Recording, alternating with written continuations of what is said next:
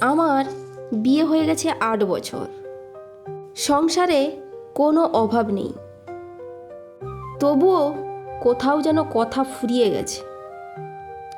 আমার স্বামী দায়িত্বশীল কিন্তু ব্যস্ত। অফিসের ফোন কল, সারাদিন ক্লান্তি নিয়ে বাড়ি ফেরে। আমার দিন কাটে ঘর আর নীরবতার মাঝে। একদিন আমার কলেজের পুরনো বন্ধু হঠাৎ করে আমার সঙ্গে যোগাযোগ করে। শুরুটা ছিল অত্যন্ত সাধারণভাবে। ও আমাকে জিজ্ঞাসা করছিল, কেমন আছো, কি করছো? কিন্তু কথাগুলো ধীরে ধীরে গভীর হতে লাগলো। আমার কলেজের বন্ধুটা শুনতো, সময় দিত, আমার কথা শেষ হওয়ার আগেই বুঝে ফেলতো। আমি জানতাম এটা ঠিক নয়। আমি অনেক নিজেকে বোঝাতাম, এ তো শুধু কথা বলছি, আর তো কিছু করছি না। কথা বলতে বলতে এক সময় অপেক্ষা হয়ে গেল, আর অপেক্ষা থেকে অভ্যেসে পরিণত হয়ে গেল। একদিন বিকেলবেলা কফি শপে গিয়ে দেখা করলাম। আমাদের দুজনের মাঝখানে ছিল টেবিল, কিন্তু দূরত্ব ছিল আরও কম। কোনো স্পর্শ হয়নি, তবুও আমার বুকটা ধড়পড় করছিল। আমি বুঝলাম সীমারেখা খুবই কাছেই।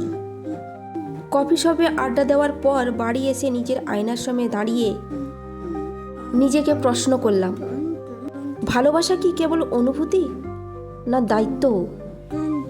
পরের দিন আমি আমার কলেজের বন্ধুকে শেষবারের মতো মেসেজ পাঠালাম।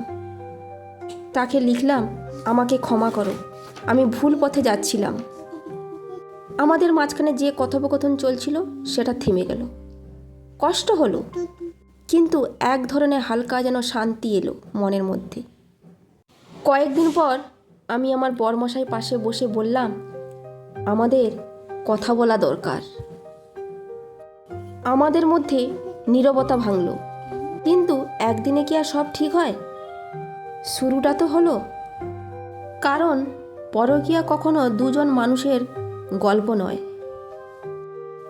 এর ছায়া পড়ে অনেক মানুষের জীবনের ওপর। তাই সময় থাকতে থাকতে এই সমস্ত কাজ থেকে বেরিয়ে আসা উচিত। এই সমস্ত কাজ করার আগে একবার ভেবে নিও, ভাবিয়া করিও কাজ, করিয়া ভাবিও না। তো বন্ধুরা, আজকের গল্পটা তোমাদের কেমন লাগলো কমেন্টসে জানিও। তোমাদের সঙ্গে গল্প করতে করতে আমি এদিকে পাটিসাপটা বানিয়ে ফেলছি। পাটিসাপটা বানানোর জন্য আগে থেকে আমি নারকেলটাকে ফাটিয়ে কুড়িয়ে নিয়েছি এবং গুড় দিয়ে নারকেলটাকে জড়িয়ে নিয়েছি। এরপর চালের গুঁড়ো দিয়ে আমি ফ্রাই প্যানে সুন্দর শেপ করে আমি নারকেল গুঁড়োগুলো দিয়ে এক এক করে আমি ভেজে নেব। তো বন্ধুরা, আমার গল্প এবং আমার রান্না রেসিপিটা তোমাদের কেমন লেগেছে কমেন্টসে জানিও। আজকের মতো আমি বিদায় নিলাম। ভালো থেকো, সুস্থ থেকো। কালকে আবার দেখাবে নতুন কোনো গল্প নিয়ে। টাটা।